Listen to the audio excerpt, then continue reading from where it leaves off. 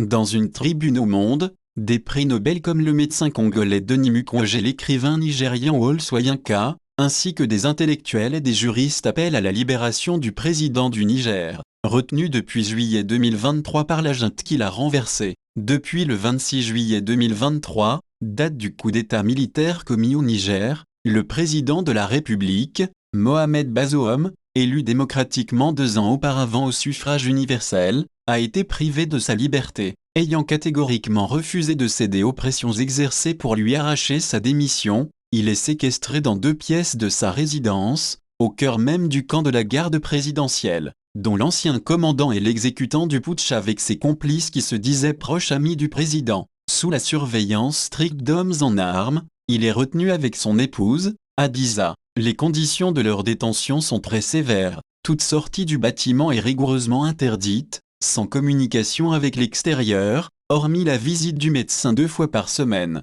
Sous le prétexte d'une tentative d'évasion orchestrée, son téléphone lui a été confisqué. Le 19 octobre 2023, Mohamed et Hadiza Bazoum sont aujourd'hui les victimes d'une détention arbitraire, en violation des garanties fondamentales sur les libertés individuelles et le droit international, et qui entraîne des conséquences particulièrement douloureuses pour leurs familles et, bien sûr, pour les Nigériens. Que reproche-t-on au président Bazoum ? Aucun grief ne lui a été communiqué dans le respect des lois pénales et aucune explication n'a été fournie pour sa détention. Aucun motif d'inculpation ne lui a été notifié et il n'a jamais été présenté à un magistrat. La seule procédure judiciaire engagée formellement contre lui a été la saisine d'une cour d'État, créée par la junte en violation de la Constitution et en substitution aux juridictions suprêmes qu'étaient le Conseil d'État et la Cour de cassation. Cette procédure s'est conclue par une levée de l'immunité présidentielle, ce qui entraînerait le renvoi de M. Bazoum devant le tribunal militaire, dont 4 des 5 juges sont des militaires non formés en droit.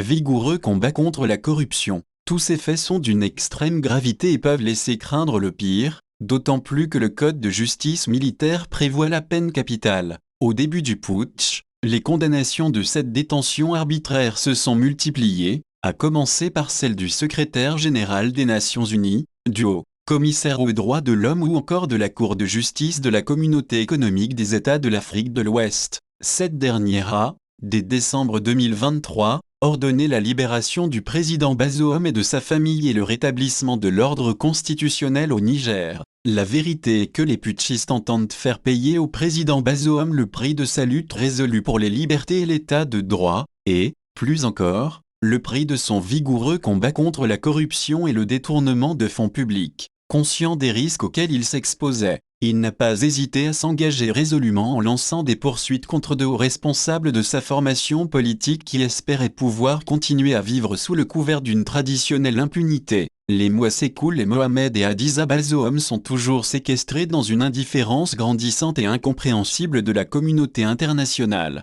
Leur courage, leur détermination, leur force de caractère sont exceptionnels. Ils ne céderont rien. Leurs enfants endurent la souffrance lancinante d'être privés de tout contact avec leurs parents. La captivité de Mohamed et Hadiza Bazoum n'a que trop duré. Nous appelons les hauts responsables politiques d'Afrique et du monde qui sont attachés au respect des principes fondamentaux de l'état de droit à ne pas se laisser gagner, au fil du temps, par la résignation ou l'inertie. Il leur appartient maintenant de prendre leurs responsabilités et d'exprimer avec détermination leur exigence d'obtenir la libération d'un chef d'État démocratiquement élu, séquestré pour des motifs indignes dans des conditions inacceptables, et dont l'action a toujours été inspirée par la recherche du bien commun du peuple nigérien et par la victoire de la démocratie en Afrique. Liste des signataires: Professeur Wole Soyinka, Prix Nobel de littérature 1986. Dr Denis Mukwege, Prix Nobel de la paix 2018. Achille Mbembe, Prix Holberg 2024 pour les arts et les lettres, les sciences humaines, le droit et la théologie. Mohamed Bouamatou, président de la Fondation pour l'égalité des chances en Afrique. Michel Boyon, conseiller d'État honoraire, avocat au barreau de Paris. Reed Brody, procureur spécialisé dans les crimes de guerre, avocat au barreau de New York. Santiago Akanton, secrétaire général de la Commission internationale de juristes, Genève. Moussa Koulibaly, ancien bâtonnier de l'Ordre des avocats du Niger. Mohamed Sédou Diagne, avocat au barreau du Sénégal. Brahim Ebeti, ancien bâtonnier de l'Ordre des avocats de Mauritanie. Marc Ellis, directeur exécutif de l'Association internationale du barreau, professeur Robert Goldman, président de la Commission internationale de juristes, Genève, James Goldstone, directeur exécutif d'Open Society Justice Initiative, Michaël Jean, ancienne secrétaire générale de la francophonie, Florence Lohan, bâtonnière dauphine de l'Ordre des avocats de Côte d'Ivoire,